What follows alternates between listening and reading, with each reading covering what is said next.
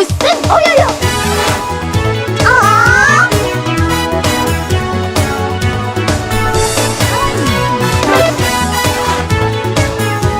Let's Gussun!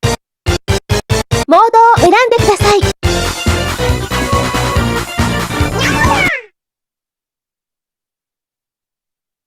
お客さん、初めて？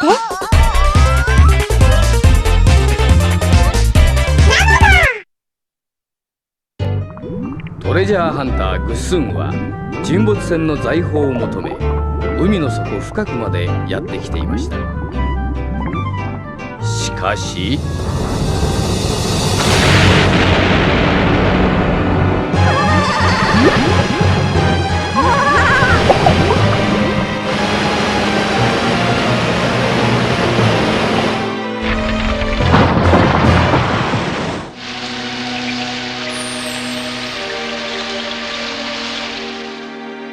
エミリー、大変だ。火山噴火が原因で地底大陸へ水が。グッスンが巻き込まれてしまった。なんですって？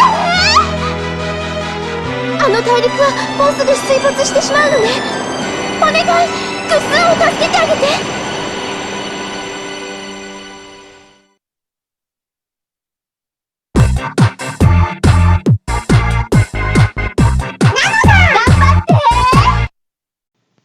This is a brand new series. It's inspired by Loop Salad on the back of the PSP box called Country of Puzzles.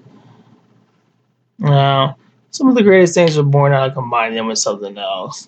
In the case of the Gussun Oyoyo series, the creators must have thought, why don't we mix Tetris with Lemmings?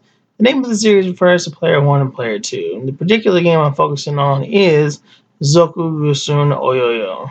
Zoku means sequel, and you can bet that many anime using Z in their name are referencing this.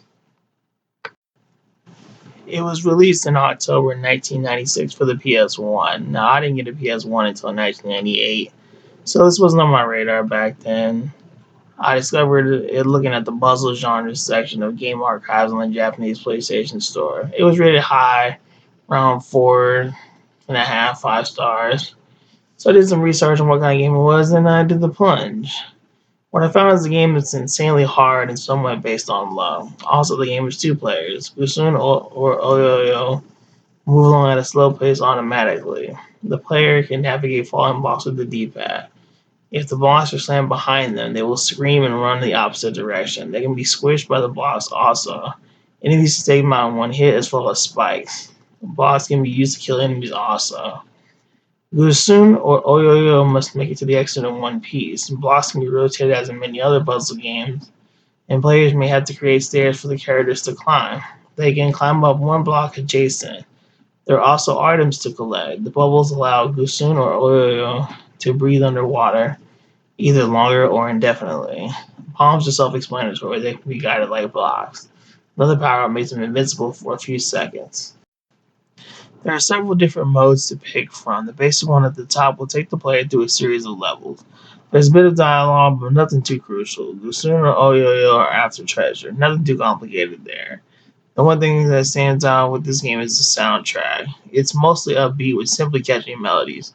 The composer or composers knew what they were doing. Irem and Banpresto are credited as developers on the title screen. Could have been a joint venture between them possibly. They're not known for their puzzle games, but this one is a standout. It's weird. Growing up, I never really understood the appeal of puzzle games. Many of them seem endless to me. I was used to platformers which had a clear beginning, middle, and end. But for some reason, as I got older, they really started to click with me. I think Lumines turned me on around on the PSP. Many puzzle games have great soundtracks, which encourage the player to keep playing to hear that sweet tunage. I think the normal mode has around 40 stages to go through, and many levels will test the player's patience. On the main menu below normal mode is Tyson or Versus mode, where players see who can last the longest. Below that is Sumi or a puzzle mode, which has Emiri in a schoolgirl outfit, and there are a series of puzzles to solve with a limited number of blocks for each stage.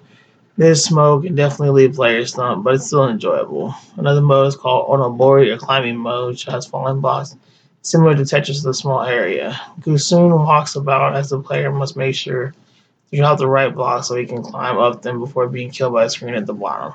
Lastly, there's time attack mode, where players can see how quickly they can complete stages with a few dozen stages available. There's a decent number of modes available, 5 to be exact, and many of them are notoriously hard, but the game still stands out as the only series that plays like this. After this game would be Gussun Paradise or Yo-Yo's Puzzle Part, where the game changed to resemble a single screen platformer like Bubble Bobble. Banpresto did a good job with this one, and most puzzle games transcend language barriers. The most important thing to know would be the main menu. It goes like this. First is normal mode. Second is ties and reverses mode. Third is Sumer puzzle mode. Fourth is on a warrior climbing mode. And fifth is time attack mode. Players can also save their progress by selecting the option on the main menu. It's the second choice. The first is game start, where the player will hear someone say, "Let's go soon." It's Miri, the redheaded girl who appears in the menus and story scenes. The game is also available on the Sega Saturn. I've only played Nights into Dreams and Princess Crown, and that's the extent of my Sega Saturn experience. Also, I played ports to other systems not on the original hardware. Overall, I'm giving Zoku Gussun Oyoyo a high recommendation because you can also enjoy it with a friend.